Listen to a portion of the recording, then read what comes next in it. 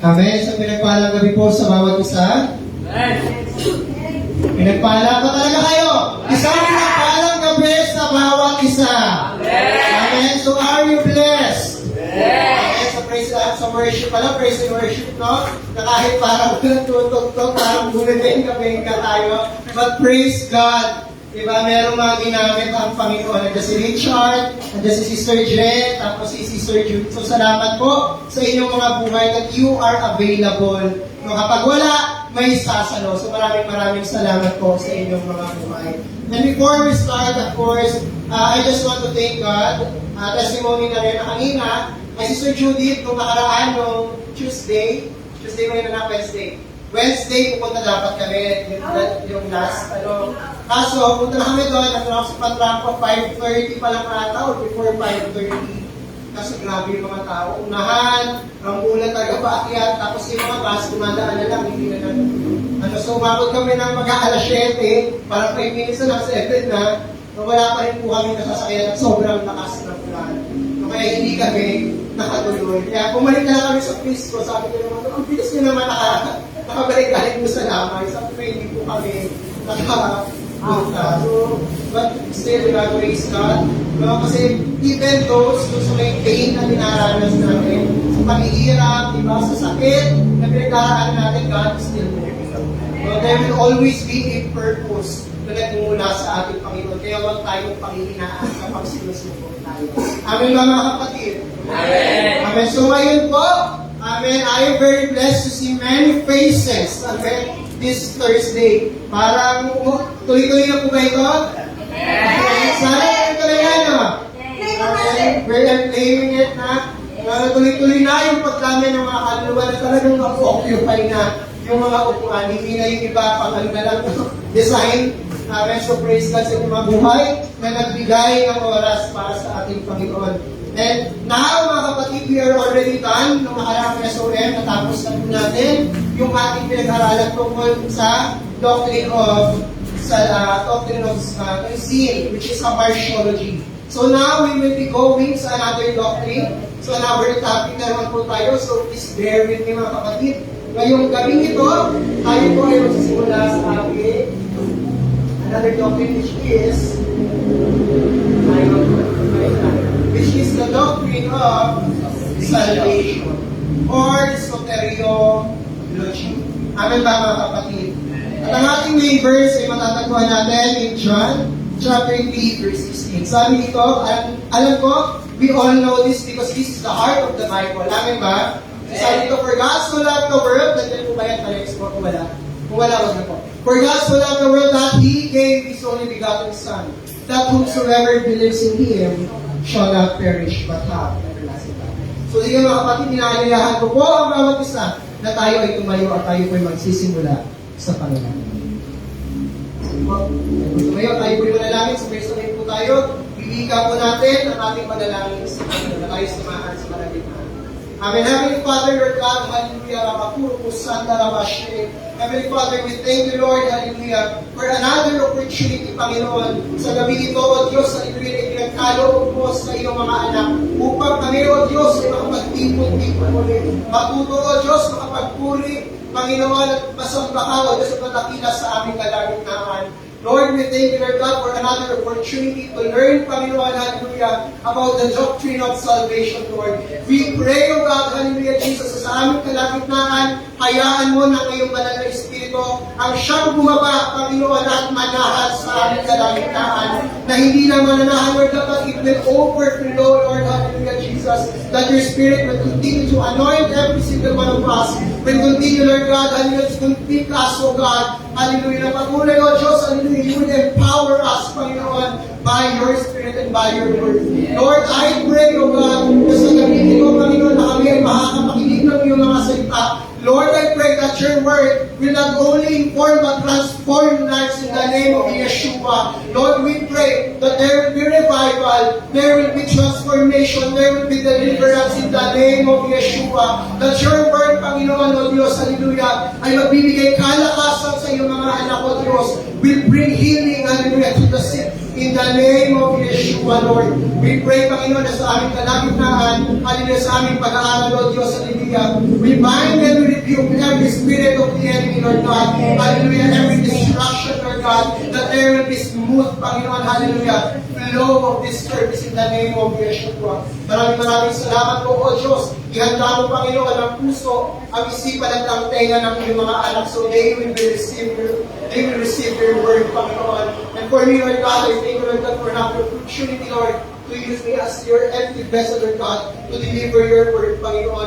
Maraming salamat po. Anoint my lips in the name of Yeshua.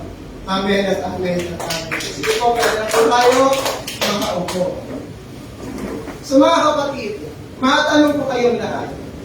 Kung ngayon at araw, okay, kung ngayong araw na ito, ngayong gabi ito, ang huling araw ng buhay ninyo. Amen? Sigurado ba tayo? Sigurado ka ba na pupunta ka na lang? Amen. No. Amen. You're still there. Amen. Are you sure? Amen. So we are already blaming. Amen. Amen? So itong tanong na ito, mga kapatid, hindi lang ito para, amen, sa mga nakakakilala sa Diyos, ay sa mga hindi pa nakakakilala sa Diyos. Amen, kundi para rin sa ating matagal na nanarito. Matagal na nagsisimba. Matagal na naglilingkod sa Panginoon. So this question is also for us.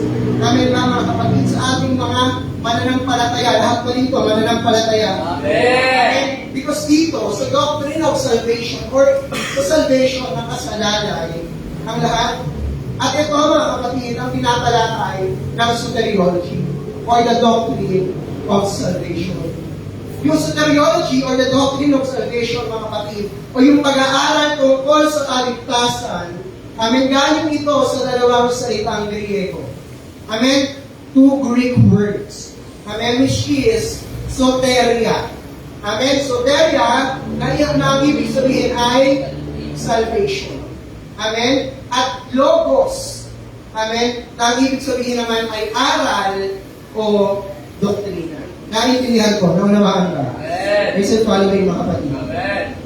At sa mga unang napag-aralan natin, mga kapatid, di ba? From anthropology or from the first doctrines, di ba? Natapos tayo sa doctrine of sins, which is our archaeology. Sa mga unang napag-aralan natin, nakita natin yung kabanalan ng Diyos. Amen ba? Amen. Yung mga umatin ng estudyante dyan, amen.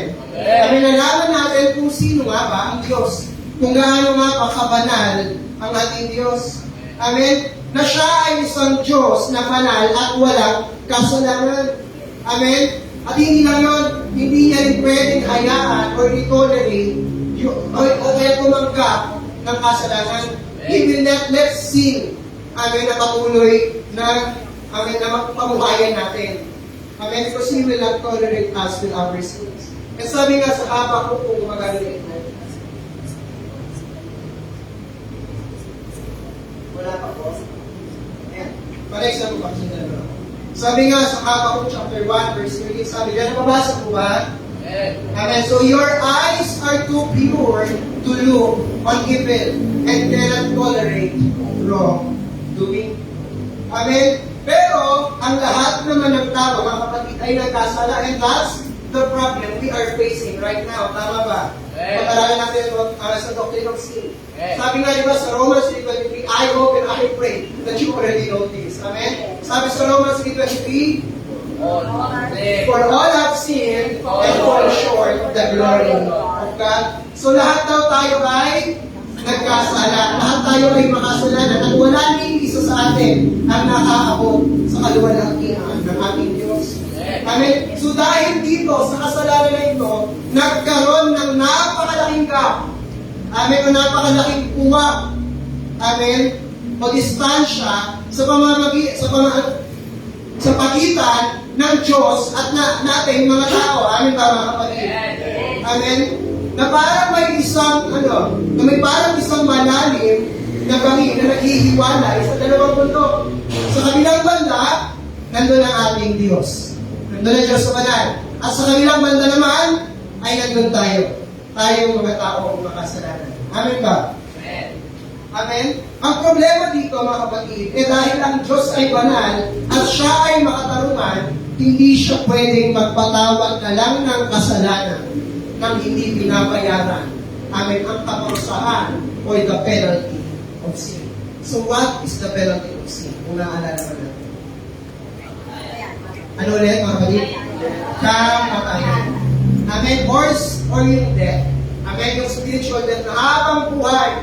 Hindi na habang buhay, but yung ang tawag ito, yung talagang pagkakahiwalay natin sa Panginoon in eternity, na hindi na natin siya kailanman makakasama pa. Yun yung tinutukoy na death doon. Amen, naintindihan mo ba mga kapatid? Yung tipong buhay ka nga rito, pero spiritually, patay ka. Amen? Na nandito ka nga, pero because you are spiritually dead, wala pumapasok sa iyo. Wala kang natatanggap. And you are not responding to the word of God. Tama ba mga kapatid?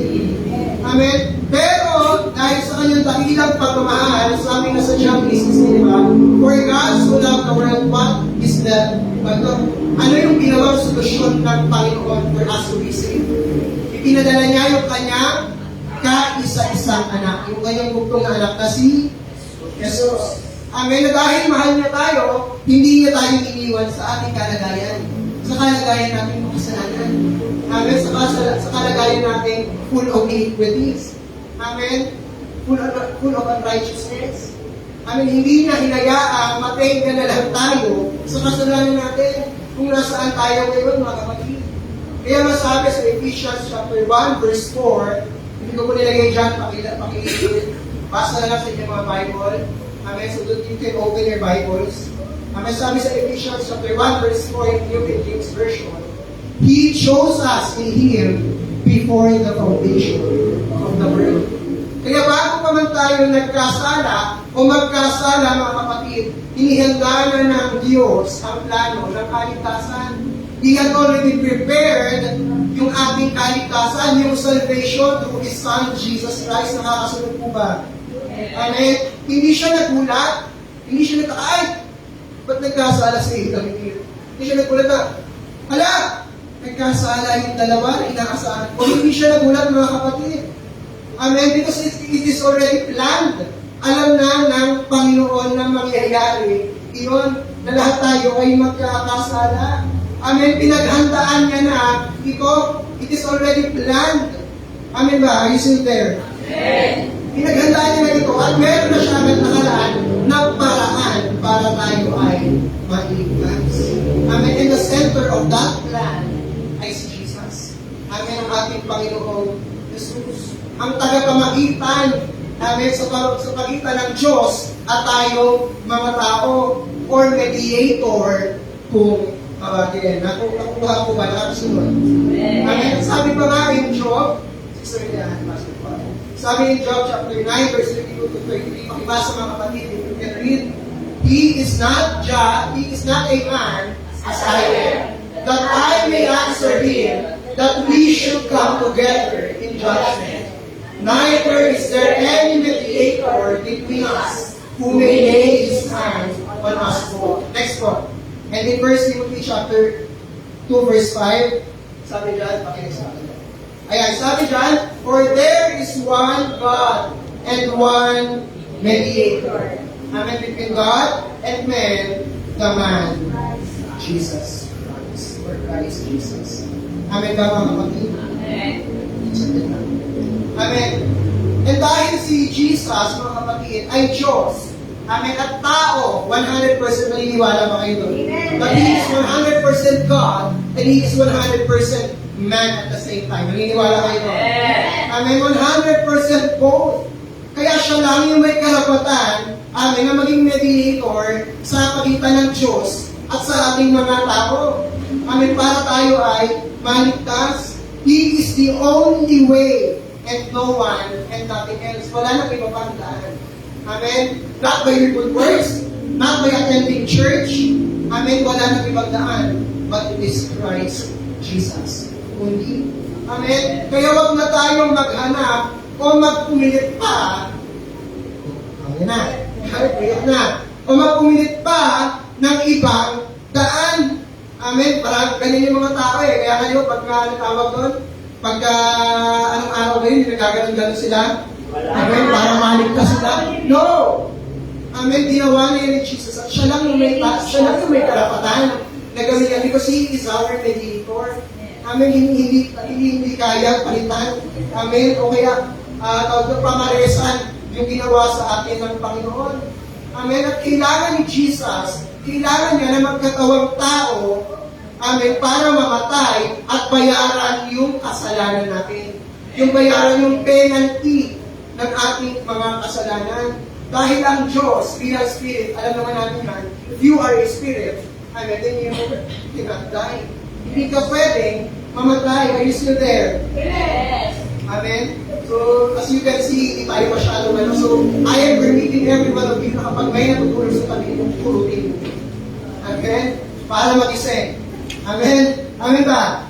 Are you still there? Kaya masabi in John verse 1, chapter 1, verse 14, and the Word became flesh and dwelt among us. So, nakasama natin si Jesus sa kasama nila. Amen? Hindi natin nakutan. Amen? Pero baka abutan pa natin. Amen? Just like that coming. And the Word became flesh and dwelt among us. So sa pamamagitan ng pagkakatawang tao ni Jesus, mga kapatid, o yung pagkamatay at pagkabuhay niya muli, amen, at sa pagkabuhay niya ng walang hanggan, so that Jesus is alive. Amen? Always remember that He is alive. Amen? Nabigay yung paraan para tayo ay maligtas mula sa kaparusahan ng kasalanan. Which is yung kamatayan na siya ang umako. Kaya number 1, mga kapatid, Amen. So number 1, the provisions that have been made. Amen. So letter A is the death of Christ o yung kamatayan ni Jesus. In studying, mga kapatid, in studying the life of Jesus, marami tayong nabasa ng mga himalang ginawa niya. Tama ba? Sa panikabasa ng Bible dyan. Amen? Like feeding the 5,000. Nabasa yun? Turning water into wine. Pangilan niyang miracle yun? First. Amen. Isip pa, buhay pa. Amen. Healing the sick, pagpapagaling sa mga may sakit.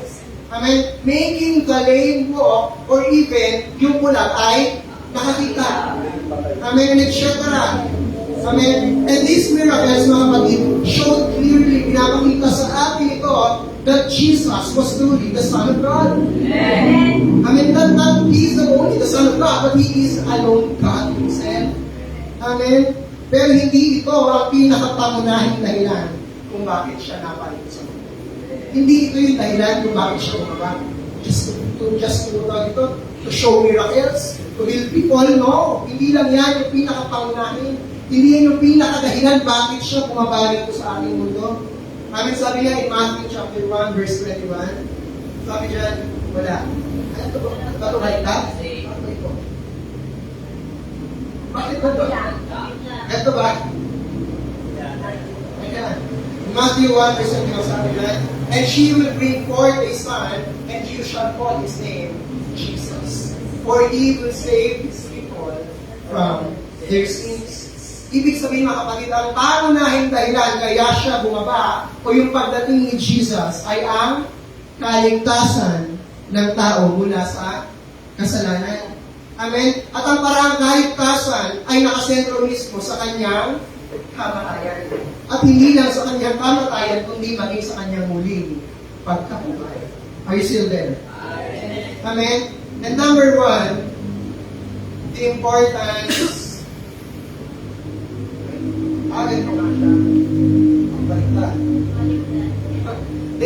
the importance of the death of Christ. Meyer Perlman said, the outstanding event and central doctrine of the New Testament may be summed up in the words that Christ died, which is the event, yung nangyari, amen, for our sins, for yung doctrine. Mababasa rin natin yan in 1 Corinthians chapter 15, verse 3. Amen? And kapag pinag-usapan natin ang Christianity, mga kapatid, we can see na iba ito sa ibang religiyon. Tama ba? We are different from them.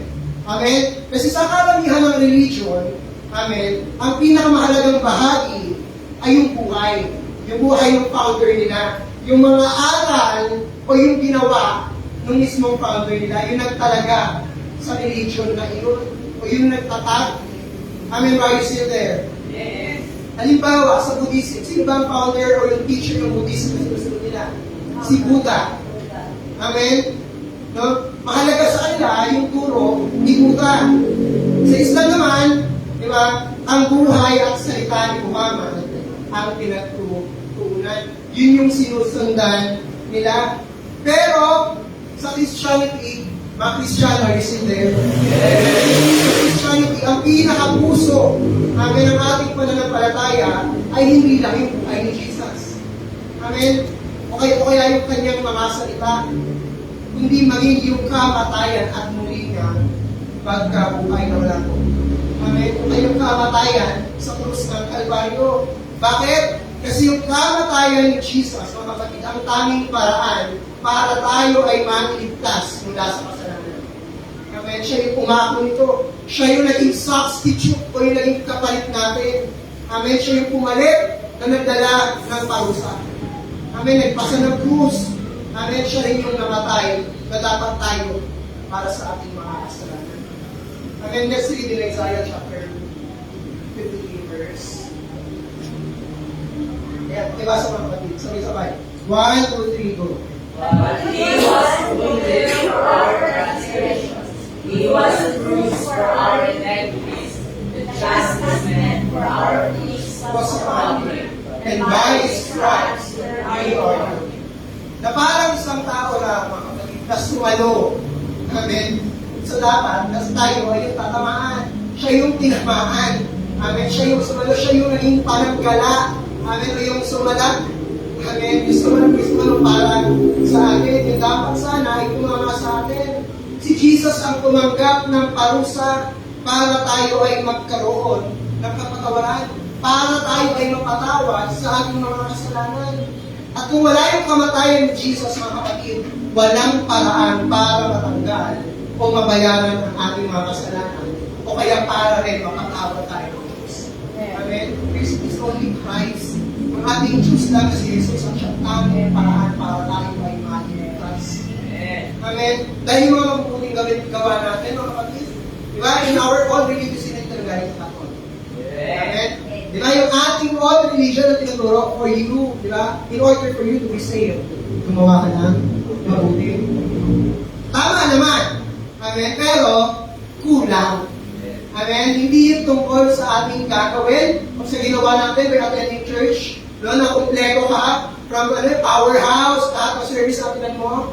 No, mga kapatid, it's not by our works, but it is the works of God. No? The works of Jesus, na siya yung namatay, siya yung umako ng ating mga kasalanan. Amen? Amen ba? Are you still there? Amen. Amen? Maging yung pagdasal natin, mga kapatid, pag tingin natin ng tawa, hindi yun sapat. Hindi yun sasapat, mga kapatid, para tayo ay mapatawad ng Diyos o para matakpan, amen, yung bigat ng ating mga kasalanan. Imagine this with me. Kung may utang ka, sino dito ay utang? Amen. May utang. Marami tayo Diba? Kung may utang ka, na hindi mo mabayad-bayaran sa sobrang laki. Amen, na hindi mo bayaran, nagkakaroon ng increase. Lalong lumalaki ang hirap ka makabayaran. Kahit anong pagsisikap mo, amen, hindi ka makakaalis sa pagkautang mo. Amen, unless mabayaran mo yun ng buo. Tama ba?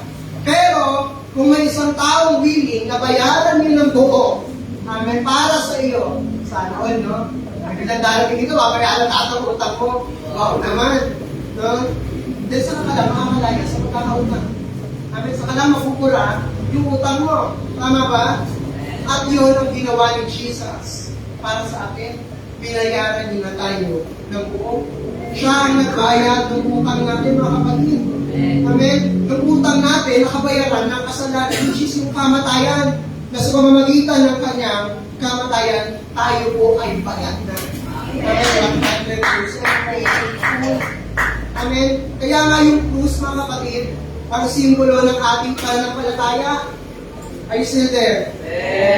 Dahil doon, sa krus, mga kapatid, ipinakita ang pinakamalalim na pag-ibig at sakripisyo sa atin ng ating Diyos. Amen. Yung pagkamatay ni Jesus para sa atin. Are you still there? Nakakasunod ba? Amen. And letter A, the importance given to Jesus' death in the Scripture. Number one, pag-uusapan natin is in the Old Testament, which is the tithes and prophecies. Magsimula tayo sa tithes.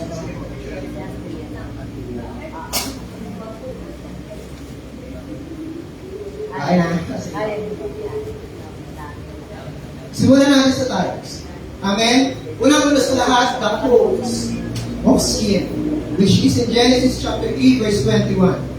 Basahin ko na lang. Also for Adam and his wife, the Lord God made tunics of skin and clothed them. Okay lang ba? And clothed them. Amen? So, sa simula pa lang, mga kapatid, sa simula pa lang, in Genesis, ipinakita na ng Diyos na ang kasalanan ay may kabayaran. Amen ba? Ising ka ba? Amen. Na may kabayaran. Nang magkasala, sina Adan at si Adam and Eve, mga kapatid, hindi sapat yung ginawa nilang sarili nilang damit. Ano ba gamit nila? Yung damit nila, yung pagtakot sa kanilang ginawang kasalanan. Di ba yung dahon? Amen? So, hindi yun sapat. Kaya anong ginawa ng Diyos? Di ba, ang Diyos mismo ang gumawa ng damit nila mula sa balat ng hayop. Are you still there? And yung mga banakal na ito, mga kapatid, ito ay nagsisimbolo o simbolo ng dugo at kamatayan ng hayop na pumalit sa ating kasalanan, sa kanilang kasalanan. Amen? Ang isang paalala na ang kasalanan ay may mabigat na kaparusahan. And the third is a big penalty consequences sa lahat ng ating mga kasalanan. So sa pagbibigay ng balat ng hayop, ipinakita ng Diyos ang pangangailangan ng sakripisyo. Amen, ng sacrifice at pagpapatawad, which is a foreshadow, amen, or foreshadowing ng dakilang sakripisyo na gagawin ni Jesus para tubusin tayo mula sa ating mga kasalanan. Kaya sa simula pa lang, the coats of skin, mga kapatid, is already clear na ang justice at mercy ni God ay hindi salubat, hindi magkasulungan. Amen, kundi magkaguman. Amen? And next is Abel's offering. Makikita natin yan in Genesis chapter 4, verse 4. Sabi dito, and Abel also brought of the firstborn of his flock and of their fat. And the Lord God respected Abel and his offering. So pinakita dito, mga kapatid, na tinanggap ng Diyos yung handog ni Abel dahil ito ay isang handog na may buhay. Amen, may kapalit na buhay. Ibig sabihin, may dugo na nailabas. May dugong dumanak kung tawagin. Amen? And parang paalala rin ito sa atin. Amen? Sa mga tao. Amen? Na hindi basta-basta magpapatawad sa kasalanan ng Diyos kung walang sakripisyo. And this also shows, amen, the necessity of substitution. Yung ginawa ni Jesus. Amen? Siya yung naging kapalit natin. Amen? That someone or something else must bear the punishment. And so it points, mga kapatid, forward to Jesus, yung ginawa ni Jesus na perfect and final sacrifice, which is fulfilling the requirements that earlier sacrifices only symbolize.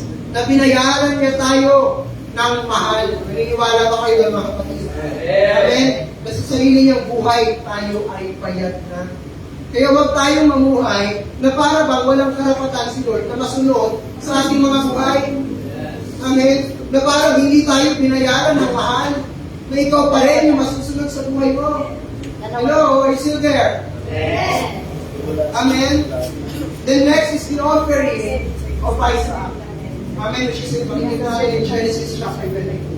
So the offering of Isaac, mga kapatid, ay nagpo-portray o nagpapakita, naglalarawan, amen, na handang ialay ni Abraham yung anak niya para sa Diyos. And if we know the story of Abraham, kahit tagal na ito, ipinanalangin at pinantay.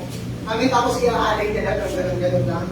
Amen. Sa kwentong ito, makikita natin na yung katapatan at pagsunod ni Abraham sa utos ng Diyos. Amen. Nahanda niyang ialay yung kanyang pinakamamahal at pinaka-aantay na anak para sa ating Panginoon. At ito, paalala rin ito mga kapatid, na ang kaligtasan natin ay nagmula sa kalooban at plano ng Diyos na handang ialay ang kanyang anak para sa ating kaligtasan. Amen ba? Ipinapakita rin dito mga kapatid na ang plano, amen, na ang plano ng kaligtasan ay hindi basta-basta o bigla-bigla lang, kundi matagal ng handa at nakaayos bago pa man mangyari. Amen. The next po is the Passover lamb. Nakikita natin yan in Exodus chapter 12, kaya na po magbasa sa inyong mga kanan. So ito mga kapatid, ito yung lamb na pinatay at kinuha mga kapatid yung dugo para ipahid sa mga binto. Amen. Para iligtas yung mga Israelita sa kamatayan, mula sa kamatayan ng mga panganay. Amen. Which is yung uling plague na ipinadala in Egypt.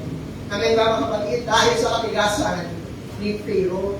And this was a direct act of God's deliverance. Amen. Showing that the blood, amen, of the lamb protects and also saves. Amen. Na yung dugo ng lamb, amen, ay liligtas tayo. However, yung salvation na ito was only for temporary. Amen. And for only physical act. For physical only. And it points ahead, mga kapatid. Dinadirect na naman tayo nito, amen, kay Jesus. Which is Jesus, amen, is the Lamb of God.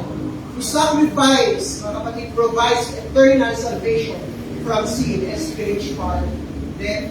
Amen ba mga kapatid, there's it there. Then next is the Levitical sacrificial system. Makikita natin in Leviticus chapter 1, verse 7. So the Levitical, mga kapatid, sacrificial system is yung paulit-ulit, amen, na pag-aalay ng mga hayop. Amen, ng mga hayop bilang kapalit sa ginawang kasalanan ng mga, yung mga tao noon. Amen, kasi kung ngayon, ganyan pa rin, naku, wala na siguro hayop dito sa mundo. Amen, pupus na siguro. Amen, which is nagpapakita ito, mga kapatid, ng pangangailangan ng tunay na sakripisyo, ng kapalit, ng pag-aalay. Amen. So it teaches us, pinapakita lang sa atin, itinuturo na sa atin ito, mga kapatid, that sin is serious and cannot be ignored. Amen ba? So these sacrifices were never enough, mga kapatid, to permanently take away sin. But this only served as a constant reminder of the need for perfect and once for all sacrifice. At sino yung nag-fulfill ng once for all and perfect sacrifice nito? It is Jesus. Amen? Jesus fulfilled His ultimate role as the perfect Lamb who takes away the sin of the world. Amen ba mga kapatid? Then next is the brazen serpent. So makikita natin in Numbers chapter 21 verse 9. Sabi ko, so Moses made a bronze serpent and put it on a pole. And so it was, if a serpent had bitten anyone, when he looked at the bronze serpent, he lived. And in John chapter 3 verse 14, and as Moses lifted up the serpent in the wilderness, even so must the Son of Man be lifted up. Ito naman mga kapatid, amen, ito yung tinataas. Amen, na kapag itinaas ni Moses, yung bronze na ahas, o yung bronze serpent, mga kapatid, maliligtas yung mga Israelita sa kamatayan. Amen, dahil dun sa may venom, amen, sa tuklaw, na nanggaling sa tuklaw, yung ahas. And ganito rin sa atin, ganito rin si Jesus. Kailangan siyang maitaas, mga kapatid, sa krus, upang ang lahat ng mananampalataya ay magkaroon ng buhay na walang hanggan. Do you believe in that, mga kapatid? Amen. So we may say, pwede natin sabihin na simple lang, amen, ang larawan, pero this is very effective. Amen, lalo na sa panahon iyon. Para maintindihan ng mga tao na si Jesus mismo, si Jesus lang, He is the only way, He is the only solution, amen, sa problema ng kasalanan at ng kamatayan. Then last, mga kapatid, is the slain lamb. Mababasa natin yan in Isaiah chapter 53, verse 6 to 7. Sabi dito, and we like sheep have gone astray. We have turned everyone to his own way. And the Lord has laid on him the iniquity of us all. He was oppressed and he was afflicted, yet he opened not his mouth. So ito naman mga kapatid, ito yung prophecy ng pagdurusa at kamatayan ni Kristo para sa ating mga kasalanan. At malinaw din dito, mga kapatid, na ipinapakita ang pagiging handa ni Jesus na tiisin lahat ng sakit, amen, at pagsubok bilang ating substitute, bilang ating kapalit, amen, na siyang aako ng ating mga kasalanan. And yung tahimik ng pagtanggap, amen, ng paghihirap, ay nagpapakita ng tunay na pag-ibig at katapatan sa misyon niya bilang ating tagapagligtas. Amen, bilang ipinadala ng Diyos, amen, as our Savior, as our Lord. Amen ba mga kapatid? Susunod ba? Yes. Okay, so next is, pasok tayo in prophecies. So, unang-una, letter B is prophecies. Unang-una sa lahat is the seed of the woman. Sabi dito in Genesis chapter 3, verse 15, and I will put enmity between you and the woman, and between your seed and her seed. He shall bruise your head, and you shall bruise his heel. So mga kapatid, ito po yung tinatawag na proto-evangelium. Amen? Or the first gospel. Amen, mga kapatid. Ang unang maganda o mabuting balita. Na mula pa sa simula ng kasalanan, ipinangako na ng Diyos, pinangako na ni God na may darating na tagapagligtas, na natatapak, amen, sa ulo ng demonyo. At ipinapakita rin dito, mga kapatid, na kahit sa pinakamadilim na sitwasyon, amen, o pagkakasala, ay may pag-asa. May pag-asa tayo dahil sa plano ng Diyos para sa ating kaligtasan. So sa umpisa pa lang mga kapatid, sa pagkagawa pa lang ng kasalanan ng dalawang mag-asawa, no, may pangako na agad ang Diyos na may darating o may ibibigay siya sa ating tagapagligtas. Amen. So meron na agad foreshadowing, may prophecy na agad na merong darating na magliligtas sa ating mga kasalanan. Amen. At pangalawa is the crucifixion scene in Psalms chapter 22. Ibasa na lang po yun sa limangan. Amen. So saan na ito mga kapatid? Dito sa awit na ito, amen, malinaw natin diyang makikita yung detalye, yung full detail ng paghihirap at kamatayan ni Jesus sa krus. Amen? Na mula sa pangmutya, amen, sa kanya ng mga tao, pagpako sa kanya, amen, sa kanyang mga kamay at paa, hanggang sa matinding kalungkutan at yung pag-iwan sa kanya. Amen? So yung mga detalyeng ito, mga kapatid, ay sinulat ni King David hundreds of years bago pa ang crucifixion. Amen? Na naging isang matibay o nagiging matibay na patunay, mga kapatid, na ang kamatayan ni Kristo ay hindi kailanman aksidente. Ay hindi lang yan basta-basta. Amen? Kundi ito ay fulfillment, amen, katuparan ng prophecy at plano ng Diyos para sa kaligtasan ng sangkatauhan. Amen. At ito rin, mga kapatid, ay yung paalala na ang krus, amen, ay hindi simpleng simbolo lang ng pagdurusa, amen, or suffering, o lugar ng kaparusahan para sa mga makasalanan, kundi patunay din ito ng walang hanggang pag-ibig ng Diyos. Amen. Na mula pa sa simula, ay nakaplano na upang ligtas tayo mula sa ating mga kasalanan. Are you still there? May pagaling na sa mga kapatid. And next is the vicarious suffering. Mababasa natin in Isaiah chapter 2. So isa ito mga kapatid sa pinakamahalagang prophecy. Kasi dito nalalarawan yung tinatawag na suffering servant, which is si Jesus. Amen? Na siyang tumanggap ng parusa para sa kasalanan ng iba, na kahit siya mismo ay wala namang kasalanan. Amen, siya yung naging kasalanan. Amen, para siya yung lumubos or be our substitute. Amen, and vicarious means, mga kapatid, the vicarious means that Jesus took your place. Amen, na pinalitan ka ng Panginoon. That He became our substitute na kinuha niya yung para sa atin. Amen. That He suffered the full weight of God's wrath against sin. Amen. He was beaten. Amen. Pinagpapalo siya. Diba? Whipped until His flesh tore. Amen. Kung alam niyo na kung ano yung pinalo sa kanya mga kapatid, hindi lang yung basta bakal.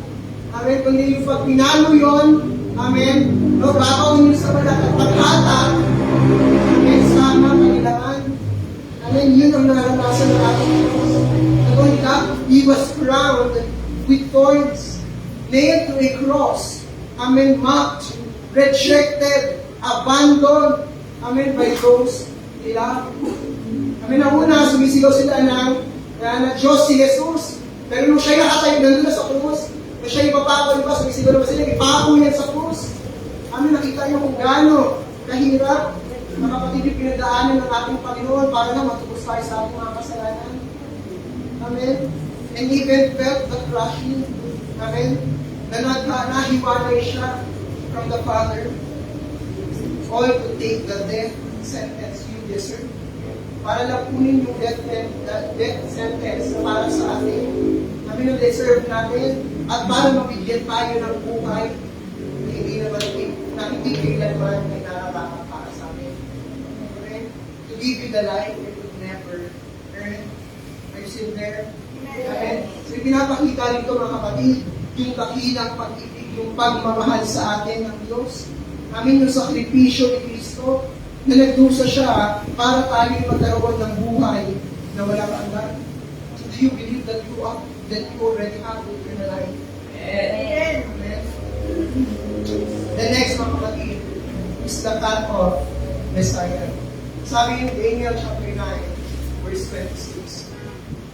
And after the 62 weeks, Messiah shall be cut off, but not for himself. So pinapakita dito mga kapatid na ang Messiah ay papatayin. Pero hindi dahil sa sarili niya kasalanan. Hindi dahil sa kasalanan ginawa niya. Because our God, our Messiah, kaya hindi siya nagkasala kahit siya ay nagkasala sa God. Amen? Kundi para ito sa ikabubuti na diba? Para sa atin, for us to be saved. At yung kamatayan ni Jesus mga kapatid, diba? May malinaw itong layunin. Amen? Which is yung pagliligtas ng mga tao mula sa kabayaran ng kasalanan. Mula sa kasalanan. Amen na siya mismo ang kumako. Ay sila, nakasunod pa ba? Yeah. Kaya ba mga kapatid? Yeah. Patay na sa school nito, no? Ang sakit niya, ano kapatid, habang inaaral ko to, grabe, ano ko makakatulog, alas 4 na hindi mo na yung araw, sa hirap. Amen. So please bear with me. Amen. Then lastly, which is the Sweeten Shepherd. Amen. Sabi sa Zechariah chapter 30, verse 67, in New King James Version. Awake, O sword, against my shepherd. Smite the shepherd, and the sheep shall be scattered. Amen. Ang prophecy naman na ito ay nagpapakita na si Jesus bilang isang pastor o bilang isang pastor.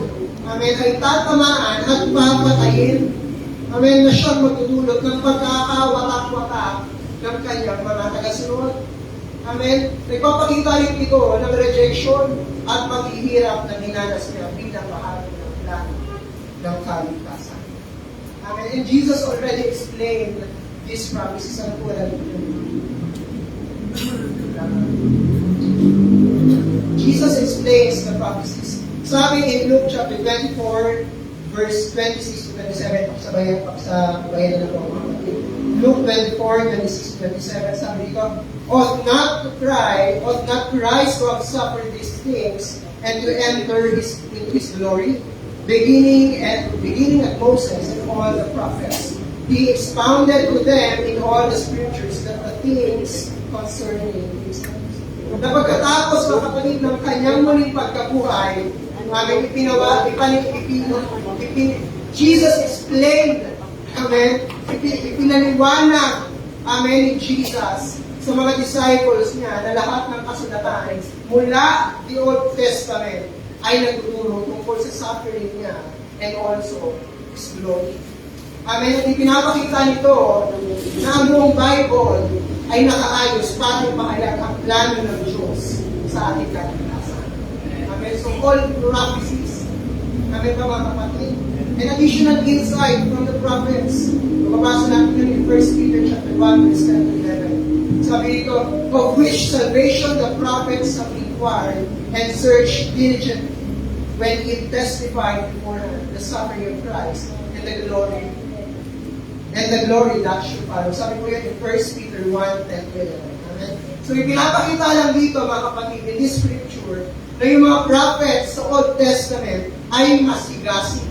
Amen? Na hinahanap o talagang nagsasalisip ng kahulugan ng kaligtasan na darating mga kapatid sa pamamagitan ng paghihirap ni Jesus at sa kanyang kaluwalhatian.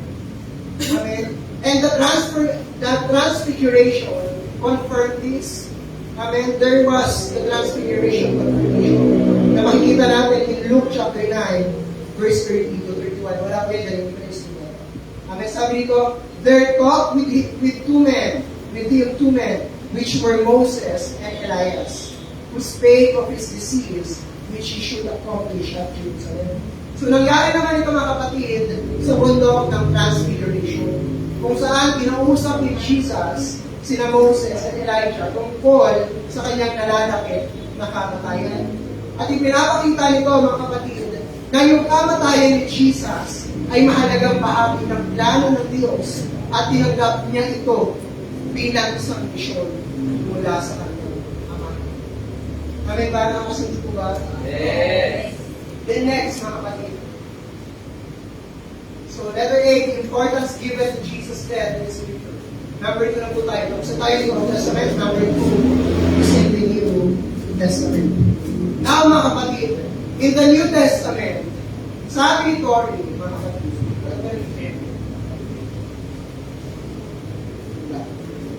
sabi ni Tori, ang kamatayan daw ni Jesus Christ ay nabanggit ng direct ng mahigit 175 times in the New Testament. Amen, 175 times nabanggit directly, amen, yung kamatayan ni Jesus in the New Testament. And since meron, mga kapatid, may total, sulat niyo dyan, another 3, may total po na 7,957 verses sa New Testament, mga kapatid. And since meron total na 7,957 verses sa New Testament, ibig sabihin lang ito, amen, 1 out of every 45 verses ay tungkol sa kamatayan ni Jesus. Amen? Ang dami, di ba? Pansin nyo. It just shows, mga kapatid, na sobrang importanteng bahagi talaga ng Bible ang kanyang kamatayan. Amen? Yung kanyang death, yung kanyang pagsasakripisyo. Amen? And si Jesus naman, mga kapatid. Amen? Siya naman yung nagsabi na ang last 3 days, or the last 3 days ng buhay ni Jesus sa lupa ay sumasaklaw. Teka lang, wala.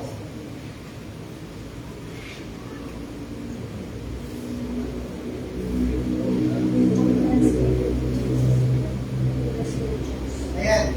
Si Jesus naman, mga kapatid, ay nagsabi na ang the last 3 days ng buhay ni Jesus dito sa lupa ay sumasaklaw ng halos 1/5. Okay, 1/5 or 20% ng mga kwento sa 4 na gospel. Diba? Yung 4 na gospel is yung Matthew, Mark, Luke, and John. Amen ba mga kapatid? So these were, mga kapatid, the most critical days. Kasi dito niya mismo tinupad ang plano ng kaligtasan. Ibig sabihin lang, mga kapatid, pakibasa ko. Ibig sabihin ng ito is 1, 2, 3, go, pakibasa.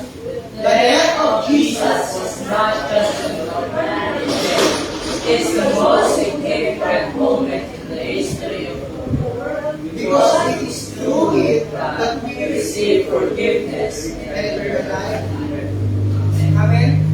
Kaya maraming beses itong nabanggit, meaning, ini-emphasize, binibigyang tiin, binibigyang halaga, mga kapatid, para makita natin kung gaano nga ba kabigat at kahalaga yung sakripisyo ng ating Diyos sa krus ng Kalbaryo. Amen, na hindi lang ito basta simpleng pangyayari sa ating natin. It is not just an ordinary event. Amen? Ito mismo yung daan patungo sa ating salvation para tayo mismo ay maligtas. Amen ba mga kapatid? The letter B, its relation to the incarnation. Amen? Yung kamatayan ni Jesus, mga kapatid, ay hindi pwedeng itiwalay sa kanyang pagiging tao or incarnation kung tawagin. Amen? Kailangan kasi siyang maging tao o maging tunay na tao, mga kapatid, para siya ang mamatay para sa atin. Kasi sabi ko kanina, since God is His Spirit, hindi siya pwede mamatay. He cannot die.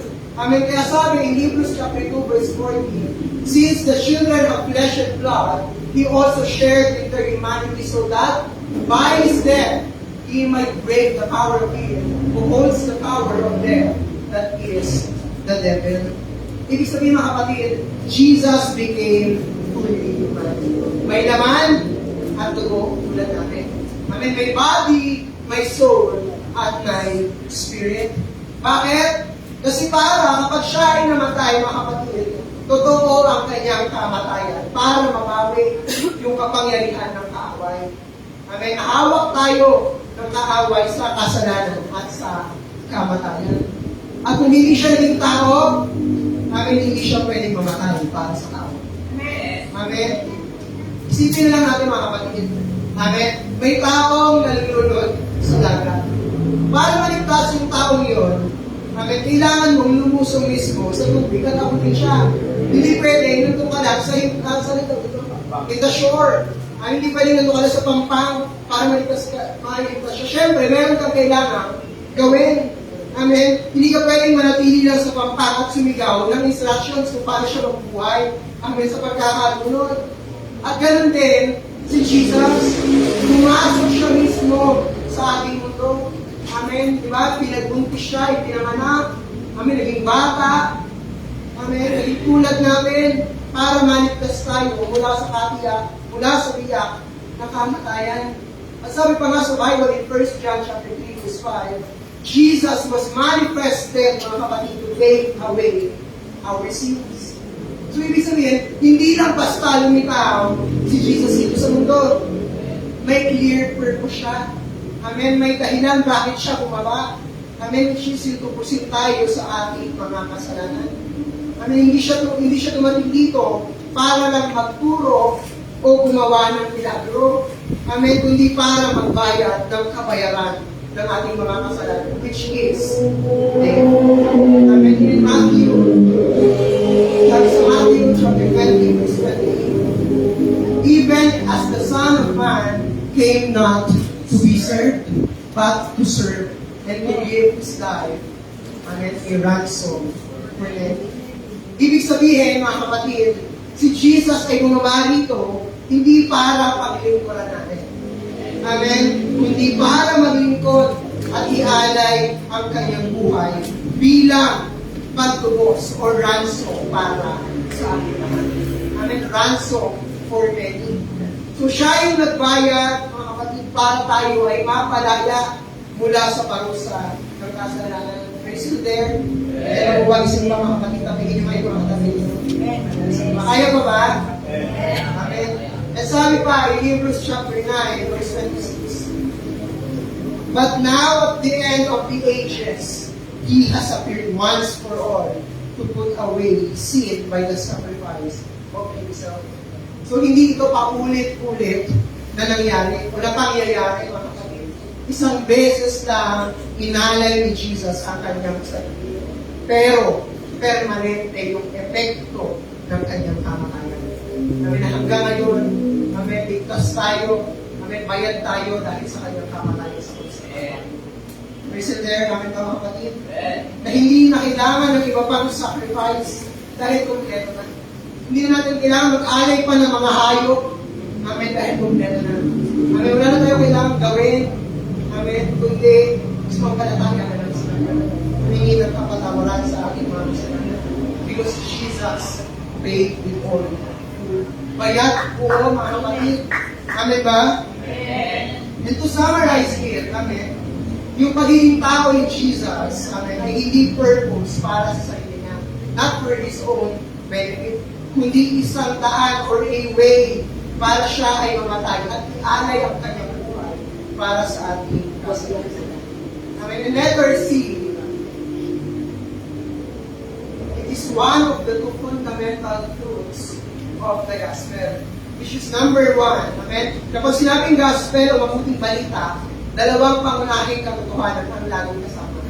Unang-una sa lahat is yung death and burial of Jesus. Yung pagkamatay at pagkalibing ni Jesus. Amen. At pangalawa is yung pagkabuhay niya muli or His resurrection. At ito, mga kapatid, yung dalawang yan, amen, ang foundation ng ating pananampalataya. Nasabi nga in 1 Corinthians chapter 15, verse 1 to 3 to 4, verse 1, at chapter 15, verse 1, 3 to 4. Makibasa po mga kapatid sabay-sabay po. Moreover, brethren, I declare to you the gospel, how that Christ died for our sins, according to the Scriptures, and that He was buried, and that He rose again the third day according to the Scriptures. Ibig sabihin niya mga kapatid, sinimula ni Apostle Paul ang pagpapaliwanag ng evangelism sa pamamagitan ng kamatayan ni Kristo. Na ginawa niya ito para sa ating mga kasalanan. Amen ba? Nasinundan naman ang kanyang libing. Amen, yung pagkalibing ni Jesus para patunayan na totoong namatay ang ating Panginoon. Amen? Na totoong namatay siya at pagkatapos ng kanyang pagkalibing, of course, hindi siya natiling patay. Amen? Muli siyang nabuhay. Amen? Na nagpapakita ng kanyang tagumpay laban sa kamatayan. Amen? That Jesus is God. Amen? Kasi kung si Jesus, mga kapatid, ay namatay lang for us. Amen? At hindi na siya muli pang nabuhay, nanatili lang siyang patay, din wala siyang pinagkaiba sa mga bayani. Amen? Ang inalay yung buhay nila na para sa atin. Amen? Inalay yung buhay nila to save the nation. Amen? Pero si Jesus, hindi siya nanatiling patay. Bagkus he rose again. Amen? Nabuhay muli siya in the third day. Amen? Because He is God. Isa siyang Diyos. And not only that, He overcame death. Amen? At hindi ito simple kwento lang. This is not just a fantasy. Pero sinasabi ng iba, nagawa-gawa kwento lang. No. Amen? Ito po yung pinaka-importante balita na nagdadala ng buhay. Amen? Nagdadala ng kapatawaran. Amen? At ng pag-asa sa ating lahat. Amen ba mga kapatid? Kaya kung walang kamatayan ni Jesus, at kung walang walang muling pagkabuhay, then walang pag-asa na maligtas tayo sa ating mga kasalanan. Amen? Kaya ito yung core, ito mismo yung puso, aming foundation ng pananampalataya natin. Amen? And letter D, it is, amen, it's necessity for man's salvation. Yan ang ating mga verses. Amen? Maraming beses sa Bible na makikita natin yung salitang must. Amen? Must. Na nagpapakita na ang kamatayan ni Jesus ay kinakailangan o kailangan amen, para sa kaligtasan natin. Ibig sabihin ng must, mga kapatid, required. Amen? Hindi siya optional. Amen? Kasi wala nang ibang daan pa. Amen? Hindi yung kamatayan niya na lang. Amen? Sabi nga in John chapter 3 verse 14, as Moses lifted up the serpent in the wilderness, so must the Son of Man be lifted up. Amen. So this is a reference na bakit natin kanina sa kwento in the Old Testament, in Numbers 21 verse 8 to 9. Amen. Kung saan tinaas nga ni Moses yung bronze serpent na natalakay natin kanina para maligtas yung mga Israelita mula sa kamatayan dahil sa kanilang kasalanan. Amen. Ganito rin si Jesus, sabi ko kanina, kailangan siyang maitaas. Amen. Para tayo ay maligtas muli. Amen. Maligtas mula sa eternal death. Amen. Sa eternal separation sa ating Panginoon, sa ating Diyos. Amen. And let's read the supporting passage. Sabi sa Matthew chapter 16 verse 21, from that time Jesus began to show His disciples that He must go to Jerusalem and suffer many things, be killed, and be raised on the third day. So si Jesus mismo, mga kapatid, ang nagsabi sa mga disciple niya na kailangan niya maranasan ang pagdurusa at kamatayan. Amen. Para matupad ang plan ng Diyos. Amen? Kaya hindi ito option. Amen? Hindi ito pwedeng palampasin. Hindi ito pwedeng palitan ng kung ano man. Amen ba? I still there? Yes. Ba? And in Luke chapter 17 verse 25, sabi ito, but first, he must suffer many things and be rejected by this generation. Hindi lang basta kamatayan, mga kapatid, ang kailangan. Amen? Kundi kailangan din ng rejection. Amen? Kailangan din ng pagdurusa at ng pagsasakripisyo. At sabi in Luke chapter 24 verse 7, the Son of Man must be delivered into the hands of sinful men. Amen? Be crucified and rise again in the third day. And in Acts chapter 17 verse 3, explaining and proving that the Christ had to suffer and rise from the dead. Ibig sabihin, mga kapatid, hindi sapat na magsisi ng tao para mapatawad. Yes. Amen? Kailangan merong kapalit. Amen? May sacrifice. Amen? Kailangan may ibigay, may offer. Amen? Para sa kapatawaran ng kasalanan. Na parang hindi Old Testament, nakamit na natin kanina. Amen? They will offer, or they need to offer animals. Yes. Amen? Para mapatawad sila sa kanilang mga kasalanan. Hindi na ba sa animals? Amen? Depende yun sa laki ng kasalanan na ginawa nila. Amen? Nabasa niyo po ba yan? Amen? Kaya yung kamatayan ni Jesus, mga kapatid, yun yung tanging paraan para matupos yung tao mula sa pagkakasala, mula sa ating mga kasalanan. At walang ibang makakapagbayad nito, kundi siya, dahil siya lang ang taong walang kasalanan. Amen? Kasi wala nang ibang tao pwede pa mag-ganon-ganon. Hindi na natin kailangan gawin yun. Amen? Ginawa na yun ni Jesus. Kahit anong ganon nila, pagpapako nila dyan, pinabasa ko rin napanood na ako nakaka, di ba, nag-resign na yung dati pang pinapako sa krus. Trabaho pala yun. Amen, may resignation. Hindi na ako kayong ipako. Amen? Wala nang ibang daan, kahit anong gawin natin, no? Hindi tayo maniligtas. Amen? It's only Jesus. It's the only way through salvation. Lagi natin tatandaan, mga kapatid. Amen ba? At isa rin ito, mga kapatid. Isa rin sa mga pinakamagandang paliwanag tungkol sa krus. Tungkol sa krus ay isinulat ni George Sherwood. Wala, hindi siya naka-highlight. Sabi niya, mga kapatid, sabi ni George, hindi dahil sa ayaw magpatawad ni God, kaya kailangan si Jesus mamatay sa krus. Amen? Hindi rin daw ito para pilitin si John na maging mapagpatawad. Amen? Hindi ito tungkol yan doon. Kundi dahil ang krus, amen, the cross. Amen, yun mismo yung resulta ng kanyang pag-ibig sa atin. Amen, yun na mismo yung resulta ng pag-ibig sa atin ng Diyos. Na pinili niya ito dahil gusto niya tayo maligtas. Nang gusto niya tayo maligtas mula sa ating pagkakasala. Kasi ibang relihiyon, mga kapatid, ang tao ang kailangan magbigay ng sakripisyo. Amen, paano mapasaya? Amen, ang kanilang Diyos. Pero sa Christianity, dito sa ating pagiging Christian, as Christians, ang Diyos mismo natin, mga kapatid, ang nagbigay ng kanyang anak, ang nagsakripisyo para sa atin. Amen. Amen. Kita niyo kung gaano kabuti ang ating Diyos, kung gaano tayo mamahal ang ating Panginoon. So bakit nga ba kailangan ng krus? Amen. Kung ang Diyos ay pag-ibig. Amen. Dahil nagtatanong ito, para saan pa yun? No? If God is love. Amen. Kasi bukod sa pagiging mapagmahal ng Diyos, mga kapatid, lagi natin tatandaan, kasi yung Christian man ay ginagawa ng mga tao because essential. Amen. Kapag ka nagkasala, Christian man ay, if I confess my sins, God is able and just to forgive me. Amen. Papatawanan pa rin naman pala hingi ng tawad. Amen.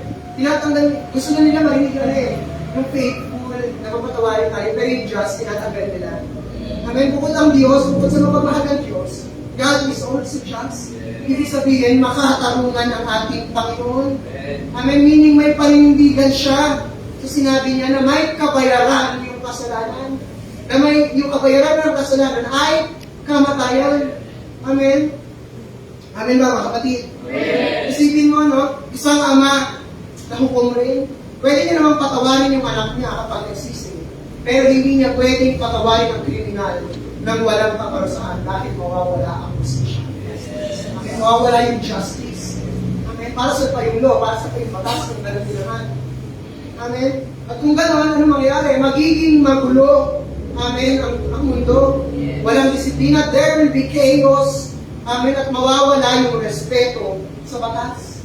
Amen, pwede nila nilang gawin kahit anong gusto nilang gawin kasi kapag naghingi naman ng tawad, mapapatawa din naman agad. Amen. So ganun yung mangyayari.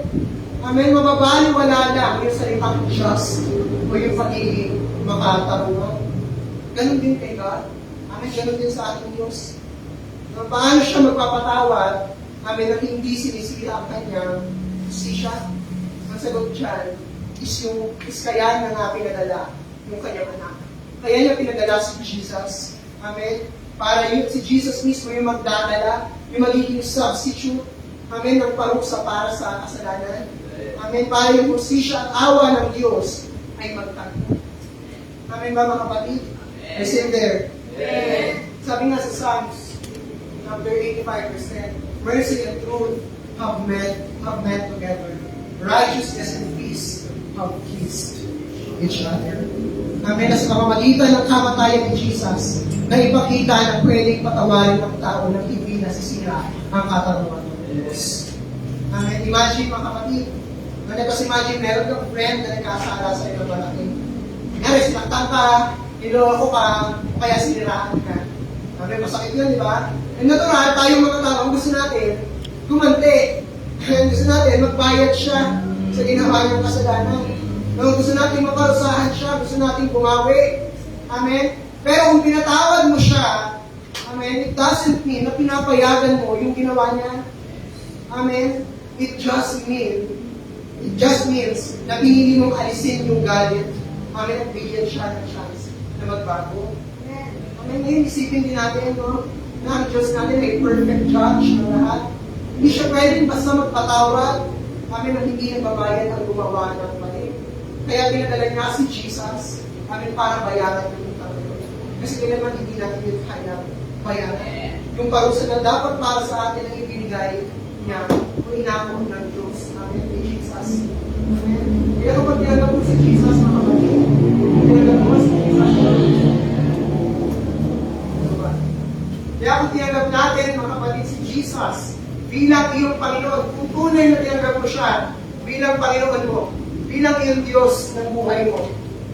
Amen? Amen? Kaya tagapagligtas mo ng totoo, ay pinatawad ka na ng Diyos. Kung totoo, tinanggap mo siya. Amen? Kaya papatawaran. Amen? Kung totoo, amen? Hindi dahil victor niya, hindi dahil pinagsawalang pahala niya na, mga kapatid, yung kasalanan na ginawa natin, kundi dahil nabayaran na ito ng kanyang anak ng buo. Amen ba, mga kapatid? May sin there? So in conclusion na tayo. Okay? So in conclusion, mga kapatid, the doctrine of salvation is really the heart of our faith. Amen? Dahil sa napakalaking pag-ibig ng Diyos, ipinadala niya ang kanyang anak na si Jesus para mamatay for our sins at muling mabuhay para mabigyan tayo ng eternal life. Kaya ngayon, as John 16 says, mga kapatid, for God so loved the world that He gave His only begotten Son, that whoever believes in Him should not perish, but have everlasting life. Ibig sabihin nito, mga kapatid, libre ang kaligtasan. Pero kailangan natin tanggapin ito through our faith. Amen? Through our faith in Jesus. Tunay na pananampalataya, mga kapatid. Hindi dahil sa mga nagawa natin, hindi dahil sa mga gawa natin, kundi dahil sa grace ng ating Diyos. Diba sabi ni Ephesians 2 verse 8, no? For by grace we are saved through faith, and this is not our own grace. Amen. This is the gift of God. Amen. So that no one can boast. Ang importante kasi mga kapatid, naman intindihan natin na ang death ni Jesus, yung kamatayan ni Jesus, ay hindi lang simpleng pangyayari. Ito yung fulfillment ng plan ng Diyos para sa ating salvation, para sa ating kaligtasan. And through His sacrifice on the cross, mga kapatid, napagbigyan ang justice ng Diyos at naipakita yung kanyang mercy. Kaya tayo ay mapapatawad nang hindi nasisira ang kanyang katawan. Amen. And also remember, mga kapatid, na walang kahit anong gawa o pagsisisi ang makakapagbayad sa presyo ng ating mga kasalanan. Amen. May penalty yung kasalanan, always remember that. ang kailangan natin ng someone. Someone, capital S, which is Jesus Christ. Amen? Na magbayad para sa atin. Kaya si Kristo lang ang tanging sagot. Kaya ngayon, tanong ko sa iyo. Amen? Kung last day mo na ito. Ngayong gawin ito. Kaya ano yung tanong ko? If this is your last day of your life. Ito na yung pinakahuling araw mo. Are you sure? Sa langit ang kulma. Amen? Tanong ko ba sa inyo, tatanggapin mo ba ang alok ng Diyos na kalikasan? And I know, mga kapatid, that all of us here, amen, tayo tayo kapatid, I know that all of us here, alam ko lahat tayo dito, mga kapatid, tinanggap na ang ating Diyos. Amen ba? Lahat ba tayo tinanggap ng buo at ng buo ang ating Diyos? Lahat tayo. Amen, I know that all of us here have already accepted God as our Lord and Savior. And sana nga, totoong tinanggap natin siya. Kaya patuloy lang tayong magtiwala sa Kanya at mamuhay bilang mga anak ng Diyos. Amen. Libreng regalo ang salvation, yes, pero kailangan itong tanggapin ng buong puso. Amen. Dahil kapag tinanggap natin si Jesus, nagiging buo ulit ang relasyon natin sa Diyos. Naayos ang lamat na dulot ng kasalanan at nabibigyan tayo ng bagong pag-asa at buhay. Pero huwag natin kalimutan, mga kapatid, ang kapangyarihan ng krus at ng muling pagkabuhay ni Jesus. Amen. Huwag natin yung nakalimutan. Amen. Kayaan natin ang katotohanan ito ang maging inspirasyon natin sa paglilingkod para sa Diyos na nagbigay ng lahat para sa amin. And not only that, huwag din natin kalilimutan that as we receive that salvation, we need to also share that salvation. Bahagi mo kanina tanggap mo sa Panginoon. Amen. Ibahagi mo kung paano ka niligtas ang Diyos. Amen. Kung gaano kabuti ang Diyos, amen, sa kanyang mga anak. Ibahagi mo yan. Hindi lang ikaw ang may kailangan yan. Amen. Lahat ng tao kailangan yan. Especially in this world. We're full of wickedness kung kasalanan. Kailangan natin, mga kapatid, mag-advance. Mga kapatid, tumayo kayo. Amen. Nandito kayo sa SOM because you are a leader. You are a future leader, a worker, mga kapatid. Kaya tumayo kayo. Rise as leaders.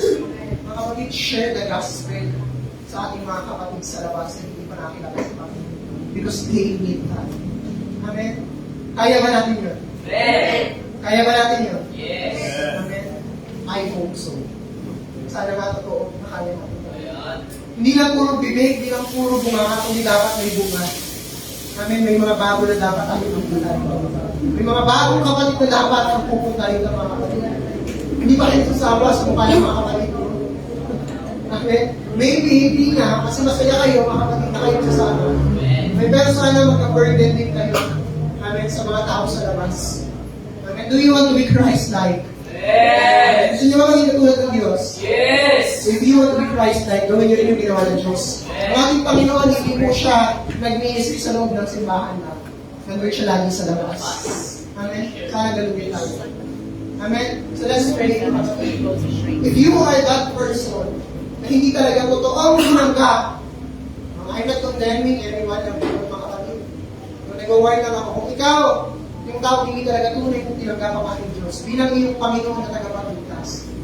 Amen? Receive ka. Amen? Hindi pwedeng tagapagligtas mo na kundi maging Panginoon ng buhay mo. Panginoon means He will be the master of your life. He will be the king of your life. Siya na ang masusunod, siya na ang uupo sa trono at hindi na ikaw. Amen? And that's the true salvation. Yun ang totoo sa salvation, mga kapatid. So let us pray, mga kapatid. If you are that one person who not accepted Christ truly in your lives, sundan niyo ako sa hindi panalangin. Matatanggap po rin tayo kung hindi pa natin tayo itinanggap. Sabihin natin, dakilang Diyos. Maraming salamat po sa gabi nito. Kami yung kinatag po ng mga salita. Lord, inaamin po namin na ako ay makasalanan. Kaya nangyayaan po kita na pumasok at linisin ang aking maruming puso at isipan. Simula po sa araw na ito, Diyos, ay tinatanggap kita bilang aking Diyos at tagapagligtas ng aking buhay. Ikaw na po, O Diyos, ang maging Panginoon at maghari sa aking buhay. Simula po sa araw na ito, ay isulat niyo po ang aking pangalan sa anak ng buhay. Maraming salamat po sa inyong sakripisyo sa krus ng Kalbaryo. Ito lamang po, Diyos, ang aming salmo at dalangin sa pangalan ni Jesus. Let us pray. Heavenly Father, we thank you for this time. We thank you, Lord God, for another privilege sa ibigay muling pagkakataon na kami magsama-sama ng Diyos na matuto at makapakinig ng mga salita. Lord, we thank you for the salvation, for the free salvation, Lord God. Thank you for your sacrifice in the cross of Calvary, Lord God. And that truly, that if there's no sharing blood, there will be no remissions of our sins. Salamat po sa iyong dugo, O Diyos, na patuloy na lumilinis sa amin. Patuloy, O Diyos, na nagpapatawad sa aming mga kasalanan. So Lord, sa gabi ito, sa aming mga napakinggan, sa aming mga natutunan, Lord God, we pray, Lord, na tinungan mo po kami, Panginoon, na ito'y aming isang puso at isang buhay. Na maitanim ito sa aming kalooban, Lord God, so that the enemy could not snatch us away from us. So Lord, maraming salamat po sa iyong mga anak. Ano nila na nagbigay ng oras sila upang makapakinig sa iyo. Bless each one of us, Lord God, in the name of Yeshua. Maraming salamat po, Diyos. Hallelujah. In the name of Yeshua and all the saints says. Amen.